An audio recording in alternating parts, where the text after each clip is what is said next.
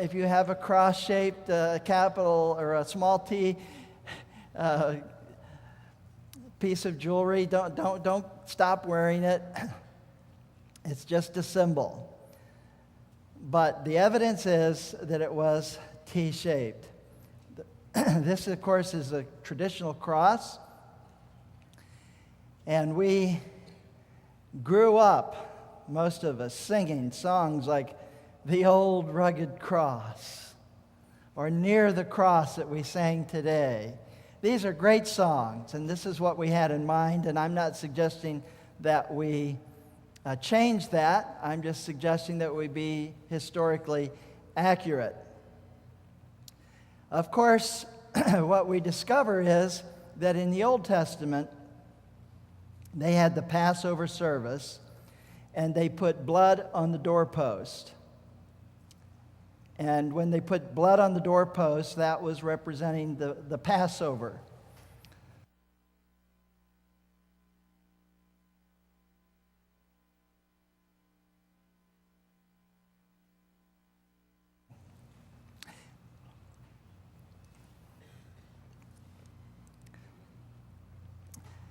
So when they put the blood on the doorpost, this had to do with the angel passing over.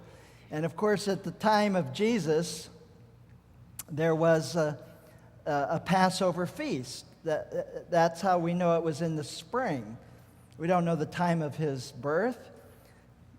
Probably wasn't December 25th. We don't really know the time of his death, except for the fact that it was in the spring because they were celebrating the Passover. And at the time of the Passover in the spring, when Christ was crucified, there were two thieves that were crucified with him. And in this picture, you can see that they are attempting to break the legs of the criminal.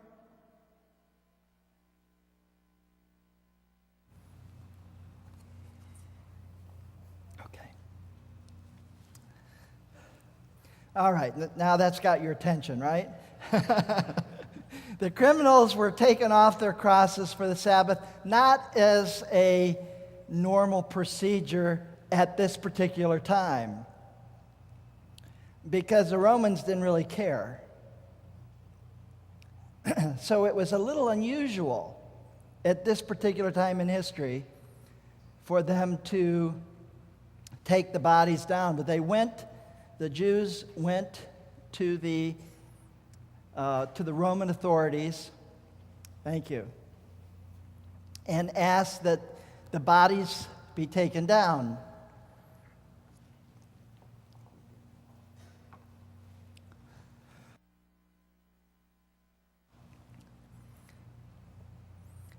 Now, what we know is that the cross had something to support them on at their feet, and you can see that here Jesus' feet are the feet are supported.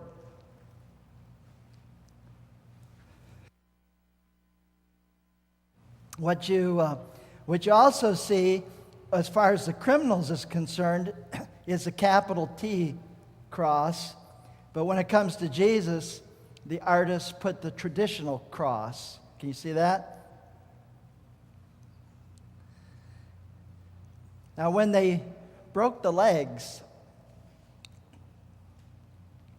that meant they could no longer support themselves. Because their legs were broken, the whole weight of the body would sink. And then that would make it harder to breathe. And it was actually an act of mercy to hasten death. And so what we find is probably what happened is Jesus died, and they took the spear, put it into his side, and they wanted the bodies to be taken down from the cross because of the Sabbath. So the Jews requested this because it was Passover and people were coming. People were coming into the city for this great feast, and it was an embarrassment to have these thieves or these criminals up on a cross.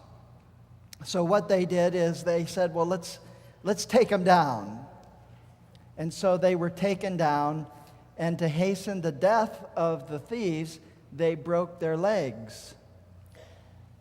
And when they broke their legs and they were taken down, they would be at the foot of the cross, and they would be subject to wild animals, birds. Basically, their carcass was fair game for anything. What I'd like for you to do right now is go on a little journey with me. You know, a Sabbath day's journey? Let's suppose that you're a believer back then. You can't go too far because you can only go a Sabbath day's journey. And we know a Sabbath day's journey was about maybe 2/3 of a mile. We don't know exactly because we're told historically that it was 2,000 cubits. But we don't know if it was 2,000 Jewish cubits or Roman cubits or Greek cubic. We don't know how large the cubic was. We have an idea, but we don't know for sure. And we don't know whether the 2,000 was one way or round trip. So it's about somewhere between a half a mile to a mile. We'll say 2/3 of a mile. So if you're living back then, you're a believer, you can actually go 2/3 of a mile on the Sabbath day.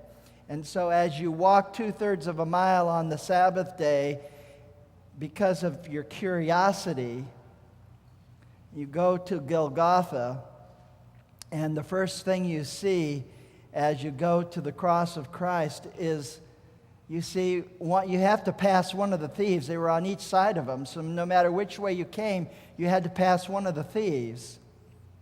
No one claimed their bodies. No one wanted to be associated with them. They were criminals. The dogs and the birds came around to look at the carcass and to feed on it. And the odor, it would begin to smell. Then on the ground, because Jesus was speared, the blood came down. There was an empty cross, but the blood came down on the ground.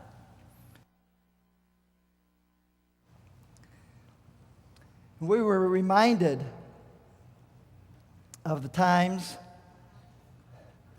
Okay, thank you. We have all sorts of things here to help me out. Thank you very much. Let's go back to last week's sermon where you want to be invisible. Well, anyway, when Jesus was on the cross, he was speared, the blood flowed out of his side onto the ground. So you would pass the thief. If you were a believer and you wanted to go see that empty cross, you'd pass the thief. And then, after you passed the thief and you passed the birds or the animals, you smelled the odor, you got to where Jesus had been, you see the empty cross, and on the ground, there is this pool of blood that was staining the ground. You remember the times when Jesus pointed to his side and he said, I am the bread of life. I am the Prince of Peace. I am the door. So Jesus made those claims. And then you might remember the times that the crowd pressed in on Jesus. Remember when a woman touched the hem of his garment,